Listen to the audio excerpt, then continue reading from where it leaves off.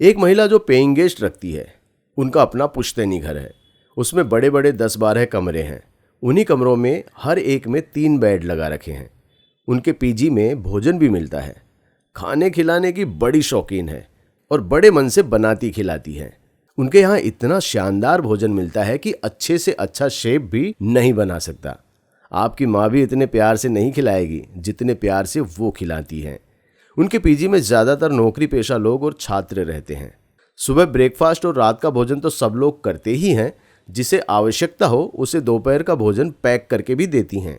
पर उनके यहाँ एक बड़ा अजीबोगरीब नियम है। वहाँ महीने में सिर्फ 28 दिन ही भोजन पकेगा। बाकी के 2 या 3 दिन बाहर खाओ, किसी ठेले पर खाओ या होटल में खाओ।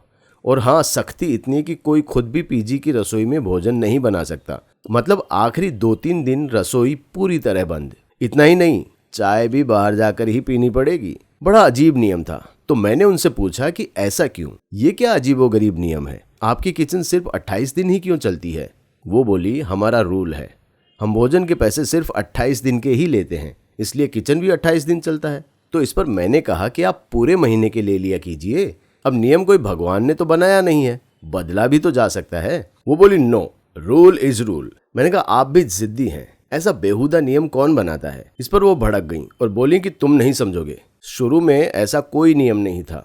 मैं इसी तरह इतने ही प्यार से बनाती और खिलाती थी, पर इन सब की शिकायतें कभी खत्म ही नहीं होती थी। कभी ये कम तो कभी वो कम। मतलब मैं कितनी भी मेहनत से अच्छा खाना बनाऊं, ये लोग कभी संतुष्ट नहीं होते थे। चिर असंतुष्ट, ऑलवेज क्रिटिसाइजिंग। तो तंग आकर मुझे ये 28 दिन वाला नियम बनाना पड़ा। 28 दिन प्यार से खिलाओ और बाकी 2-3 दिन बोल दो कि बाहर जाकर खाओ। उन 3 दिनों में नानी याद आ जाती है, आटे दाल का भाव पता चल जाता है और ये पता चल जाता है कि बाहर के खाने में और घर के खाने में कितना फर्क होता है।